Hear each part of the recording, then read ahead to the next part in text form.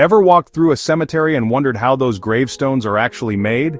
Today, I'm taking you behind the scenes into the fascinating world of gravestone crafting. Trust me, there's way more to these markers than you might think. Let's start at the very beginning, the stone itself. Most gravestones in the US are made from granite. It all starts at the quarry, where massive chunks of granite are cut out from the earth using diamond wire saws. These huge blocks can weigh several tons. Once the granite makes its way to the workshop, it's sliced into thinner slabs using even more powerful saws. Picture a giant bread slicer, but for rock. The slabs are then polished until they're super smooth and shiny. This really makes the stone's natural colors and patterns pop. Next up, design. Families work with artists or monument companies to pick the shape, size, and what they want written. Some go traditional, just to name dates. Others get creative with symbols, poems, laser-etched photos.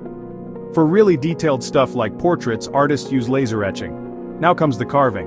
If you thought stonemasons still chisel away by hand, think again. Most modern gravestones are engraved using computer-guided sandblasting. Here's how it works. A rubber stencil with the design is laid over the stone, and a jet of superfine sand blasts away the exposed areas, cutting letters and images right into the granite. The result is crisp, permanent engraving. For really detailed stuff like portraits, artists use laser etching. The laser burns the image into the stone, pixel by pixel, almost like a printer. When the engraving's done, it's time for finishing touches. Sometimes the engraved letters are painted with special weatherproof paint to make them stand out. Other times, bronze plaques, decorative elements are added. Before a gravestone leaves the workshop, it gets a thorough inspection.